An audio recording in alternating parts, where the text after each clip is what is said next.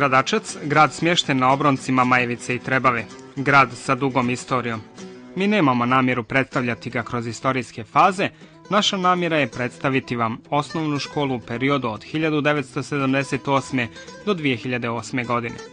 Do 1978. godine u Gradačcu je bila samo jedna velika škola, Ivo Andrić. Osnovnu školu Ivo Andrić pohađalo je oko 2500 učenika i bila je među najvećim u Bosni i Hercegovini.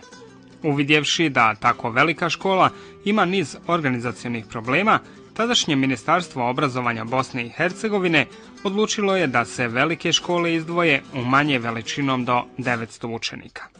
Tako je i u školi Ivo Andrić odlučeno da se iz nje izdvoji osnovna škola Ivan Goran Kovačić sa lokacijom u centru grada. Druga izdvojena škola dobila je lokaciju na Gradini i škola se dugo vremena iz milja zvala Škola sa Gradine. Treća izdvojena škola ostala je sa imenom Ivo Andrić. Sve tri škole imale su približan broj učenika. U najtežim uslovima našla se škola sa Gradine, zvanični naziv Veljko Vlahović, jer je oskudjevala u osnovnim sredstvima. Nešto osnovnih sredstava škola je naslijedila od starog vlasnika gimnazije. Nastavni planovi i programi nisu bili ni približno isti i ta sredstva bila su neupotrebljiva. Uz ogromnu volju i uporan rad, u periodu od 1978. do 1980. tokom 3 uzastopne školske godine, na takmičenjima u organizaciji zajednice osnovnog obrazovanja, škola Veljko Vlahović osvaja prelazni, a kasnije i peharu trajno vlasništvo. U periodu od 1981. do 1984. godine, škola učestvuje na raznim jugoslovenskim takmičenjima iz tehnike, sporta i kulturnih zbivanja.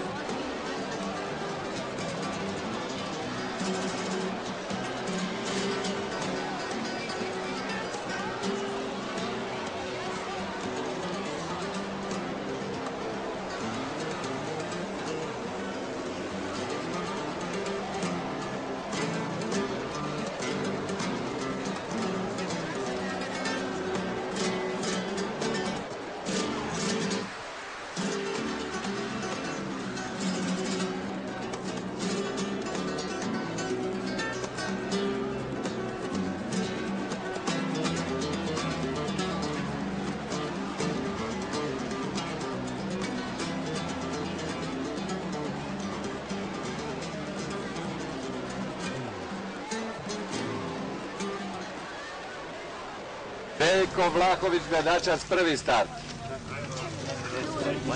Pripremi se. Pozor. Sad.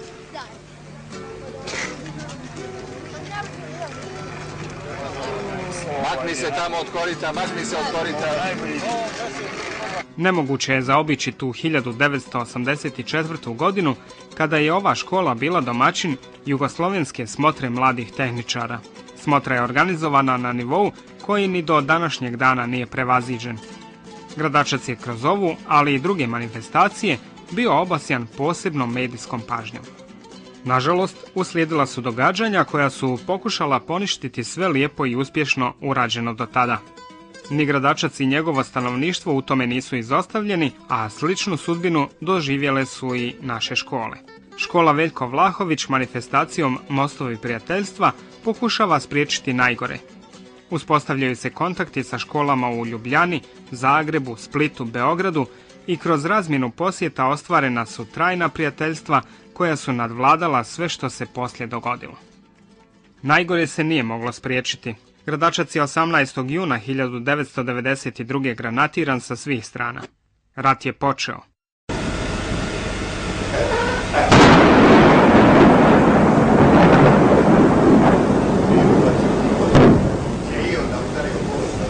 Ratno predsjedništvo općine Gradačac iseljava stanovništvo u obližnje gradove, linije su utvrđene i čvrsto se drže.